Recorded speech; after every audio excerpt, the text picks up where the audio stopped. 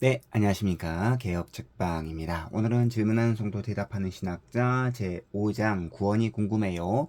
그 가운데서도 여섯 번째와 일곱 번째 챕터 어떻게 그리스도인으로 남아있을 수 있을까요? 그리고 구원의 완성은 무엇인가요?에 대한 질문과 답을 함께 살펴보도록 하겠습니다. 자, 먼저 제 여섯 번째 챕터 어떻게 그리스도인으로 남아있을 수 있을까요? 입니다. 신학이 있는 답변입니다. 올림픽이나 월드컵 같은 스포츠 게임에서는 아무리 뛰어난 팀이라고 할지라도 언제든지 예선을 탈락할 수 있다라고 하는 가능성이 있습니다. 아무리 강팀이라고 하더라도 스포츠에서는 예선 통과가 따놓은 당상이 아니다라는 거죠.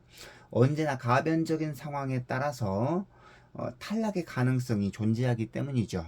그렇다고 한다면 스포츠 경기처럼 우리의 구원은 탈락할 수 있냐? 탈락의 가능성이 있냐? 라는 질문이 생기게 됩니다. 그런데 구원은 스포츠와 다르죠. 만약 어떤 사람이 참된 구원을 받았다라고 한다면 그 참된 구원은 탈락 가능성이 없다라는 것이 기독교의 진리입니다. 그 이유는 뭘까요? 왜 구원은 탈락 가능성이 없을까요? 그것은 영원 전에 하나님의 불변하신 선택에 우리의 구원이 뿌리박아 놓아 있기 때문입니다. 하나님께서는 참된 신자에게 견디고 인내하는 견인의 은혜를 주신다라는 것을 기억할 필요가 있습니다. 이 견인의 은혜란 아무리 힘든 상황 속에서도 끝까지 그리스도인으로 남아있을 수 있게끔 견디고 인내하는 힘, 이것을 견인이라고 하는데요. 신자들에게 이 견인의 은혜를 주신다라는 거죠. 힘들고 고통스러운 상황 가운데 주의 이름을 위하여 순교하는 이들에게 하나님께서는 견인의 은혜를 주실 것입니다. 이 세상 가치관의 역행에 다각도로 핍박받으며 힘겹게 살아가는 이 땅의 모든 그리스도인들에게 하나님께서는 견인의 은혜를 주실 것입니다. 이 땅의 모든 그리스도인에게 하나님께서 견인의 은혜를 주실 때 하나님께서 자신의 자녀를 고통 가운데 그냥 무책임하게 내버려 두지 않으신다라는 것을 기억할 필요가 있어요. 언제나 택함 받은 자들, 구원받은 자들, 견인의 은혜를 받은 자들은 하나님께서 피할 길을 열어주시고 감당할 시험만을 허락하시는 신실하신 분이심을 믿고 우리가 살아가야 된다. 바로 그 하나님이 우리의 아버지가 되신다. 라는 것을 우리가 기억해야 될 필요가 있습니다. 그렇다고 한다면 믿음을 저버리는 사람들, 즉 배도하는 사람들을 어떻게 이해할 수 있을까요? 그들에게는 하나님의 견인의 은혜가 미치지 않은 것일까요? 그들은 왜 견디지 못하고 결국에 그 믿음을 저버리고 배도의 길을 걸어갈 수밖에 없었을까요? 아마도 누군가가 배도를 했다라고 한다면 그 사람은 본래 참된 믿음이 있는 신자가 아니었다라고 볼 수 있습니다. 중생 후에, 즉 거듭난 후에 회심을 한 것처럼 보이지만 그 회심은 참된 회심이 아니었을 수 있다라는 거죠. 왜냐하면 만약 진짜로 이 중생 후에 참된 회심을 했다라고 한다면 하나님께서 견인의 은혜를 주시고 또 그를 하나님께서 보호하셨을 것이기 때문에 절대로 구원의 탈락은 있을 수 없다라는 거죠. 그런데 만약에 배도하는 일이 있다라고 한다면 그의 중생과 회심을 진정한 중생과 회심으로 볼 수 있느냐? 그럴 수 없다라는 것입니다. 누가 그런데 참된 신자이고 누가 거짓 신자인지 인간의 눈으로 볼 때 판단이 불가능하다라는 것이 중요합니다. 이는 중심을 보시는 하나님만 정확하게 판단이 가능하다라는 거죠. 그러므로 구원에 있어서는 항상 하나님께만 절대 주권을 올려 드려야 된다라는 것이 중요합니다. 인간의 눈은 죄로 왜곡되어 있기 때문에 불완전하며 정확하지 않기 때문에 우가 누가 구원을 받고 누가 유기를 받은지 쉽게 판단할 수 없다라는 것이죠. 자, 깨달음이 있는 성경 구절입니다. 요한복음 10장 28절 29절 내가 그들에게 영생을 주노니 영원히 멸망하지 아니할 것이요 또 그들을 내 손에서 빼앗을 자가 없느니라. 그들을 주신 내 아버지는 만물보다 크심에 아무도 아버지 손에서 빼앗을 수 없느니라. 영생을 받은 자들은 아버지 손에서 빼앗을 수 없다 라고 고백하죠.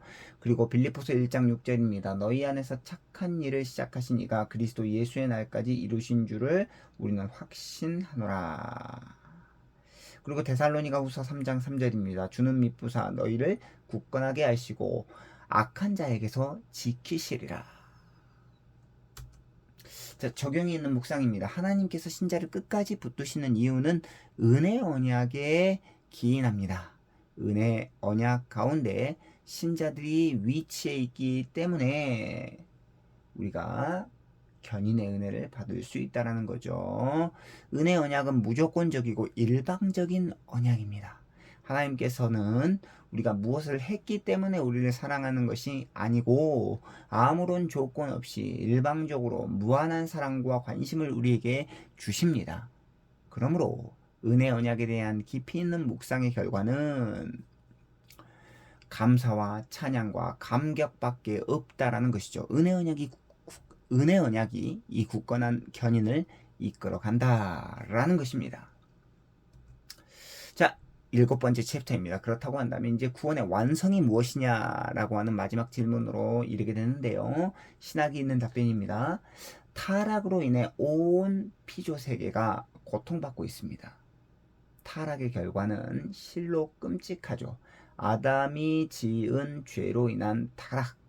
그 타락은 인간 실존 깊숙한 곳까지 잠식해 들어온 질병의 고통, 사망의 어두움, 인간 사회 속에 존재하는 모든 부조리와 부패, 그리고 반목과 갈등을 일으키게 됩니다. 이 모든 것이 죄의 결과이고 이 죄로부터 아담과 이후의 모든 후손들은 타락의 길을 걸어가고 있습니다.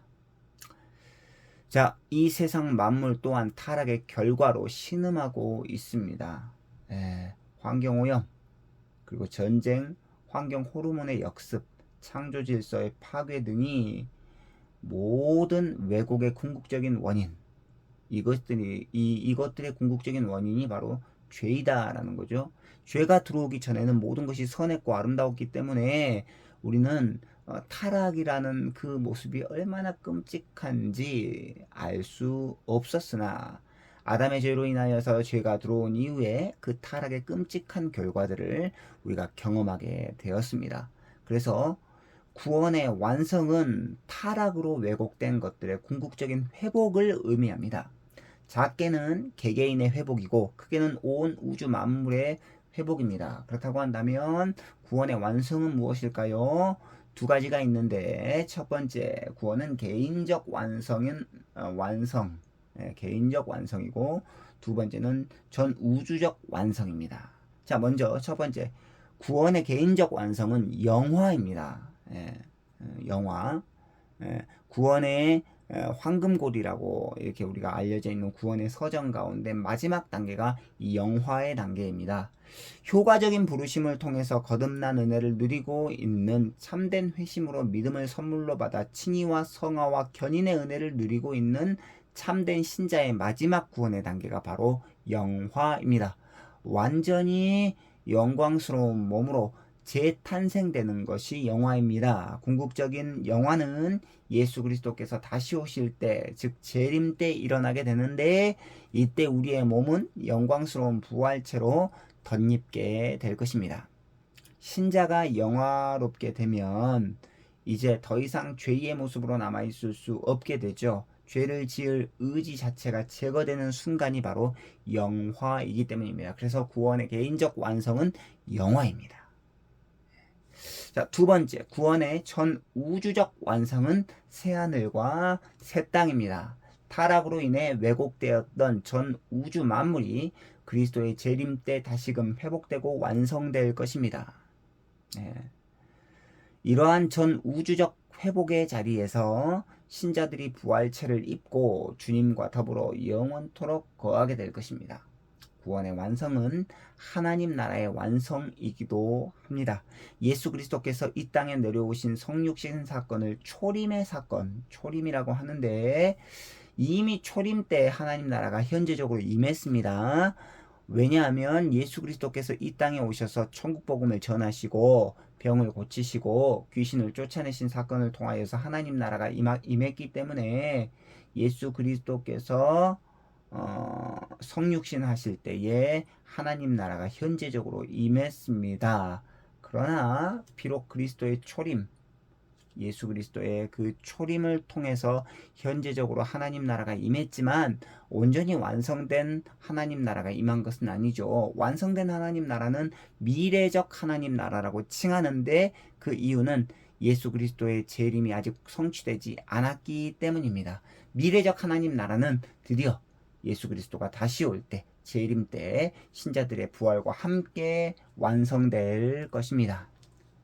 자, 그래서 고린도전서 15장 51절로 52절 보라 내가 너희에게 비밀을 말하노니 우리가 다 잠잘 것이 아니요 마지막 나팔의 순식간에 호련히 다 변화되리니 나팔 소리가 나매 죽은 자들이 썩지 아니할 것으로 살아나고 우리도 변화되리라. 모든 눈물을 그 눈에서 닦아 주시니 다시는 사망이 없고 애통하는 것이나 고가는 것이나 아픈 것이 다시 있지 아니하리니 처음 것들이 다 지나갔음이라. 요한계시록 21장 4절입니다. 자, 이제 적용이 있는 묵상입니다. 구원의 완성은 무엇인가요? 적용이 있는 묵상.